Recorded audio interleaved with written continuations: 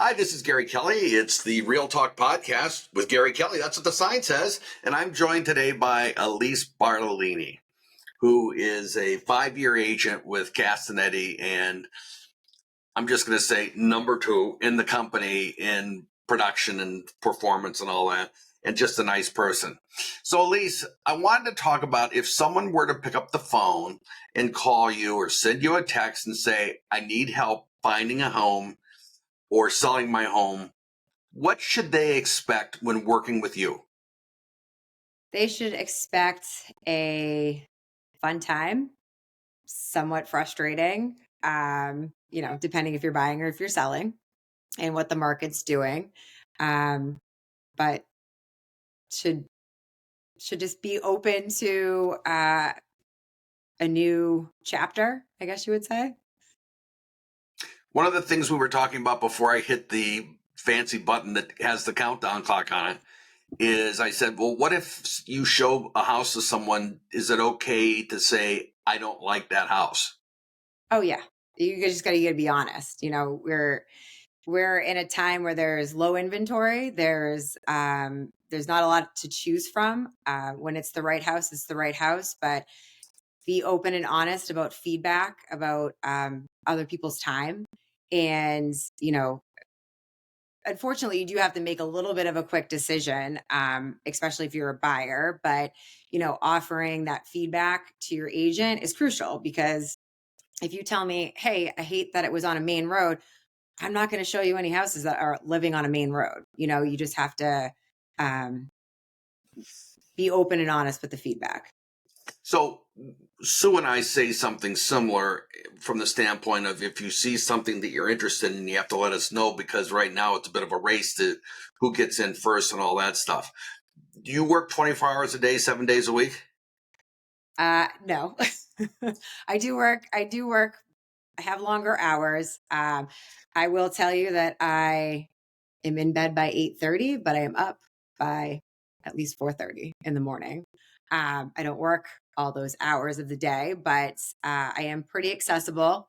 I try and get back to people as fast as I can, but you know, like you said, it is first come first serve, and getting into the door with a hot house is pretty important. So you know, texting So me take me through a typical Elise day.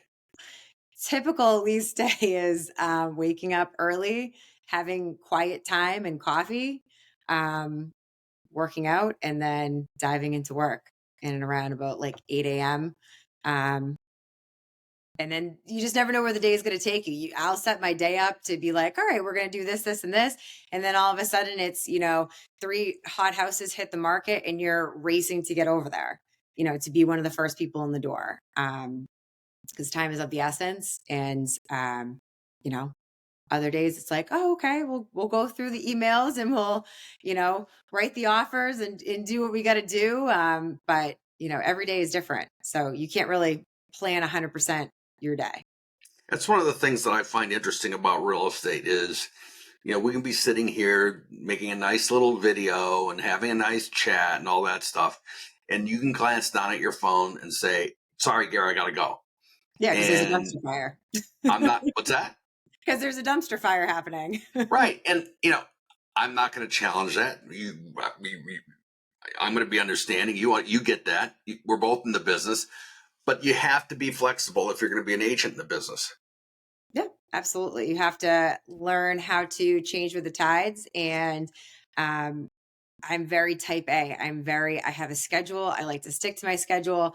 So I think my first couple years was pretty hard to adapt to that. But you have to be flexible. You have to understand that spur of the moment things are going to come up, and you have to take care of them right then and there. How often do you go to the office? I don't go to the office too often. I try and make it in at least 1 to 2 days a week, but I have like my command center in my house that I just set up, and you know, I'll be in my office at home from all hours of the night to early morning. You know what I mean? I actually had an argument with another agent in another company. The agent made the observation, Gary, you don't come into the office. And I said, yeah, that's true. And she says, why? That's bad. And I said, well, there's not a single prospect in the office. That's true. There are other agents there, and you can rub elbows and chat and all that stuff, and that's a nice thing to do.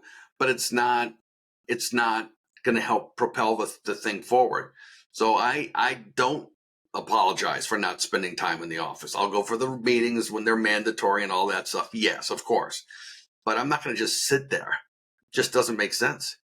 Oh, I'm very ADD and very distracted easily. So I'll get into a side conversation faster than you know. And then next thing you know, or like, so I'll go in obviously because it's good. It's good to reach out to other agents, to have good, healthy conversations, to bounce ideas off each other. But when I need to work and get things done, the quietness of my house is what suits me best. I think it's nice to meet a client or a prospect at the office if they're 100%. so inclined to do so. Our office, the boss is very much into donations and stuff. So some days the office looks like a Goodwill donation center. Mhm. And I personally don't think that that's a nice environment to bring a client into. So I'll meet him at La La Java, something like that. But some people like, wow, this is real. You guys actually do all this stuff you say you do. And that comes from Andrea. That's not me. Yeah, I mean, it's good to partake in the community service that we do. Andrew's very big on that. You don't want anybody going without anything when you've been so fortunate and so blessed. But I do also the argument of going to the office and then also somewhere out, like Lala Java or a coffee shop or anything like that is also just kind of an opportunity to get to know somebody on a one-to-one basis. And it's more relaxed versus uptight. I prefer the face-to-face interaction. I mean, I'll have a buyer consult or a seller consult over the phone all the time, but I want to meet you. I want to see you face to face. I want you to have a conversation with me. So whether it be Zoom from home, meeting at, any coffee shop or the office is always a good play. Anything else you want to cover? I don't think so. This is what to expect when working with Alise. I know, a fun time. Sometimes it can be chaotic. Sometimes it could be, if you're buying your first house, it's a lot to absorb, but you're going to learn a lot, and we're going to make sure it's the right one. One thing that I know is that when someone doesn't get that house, the disappointment is palpable.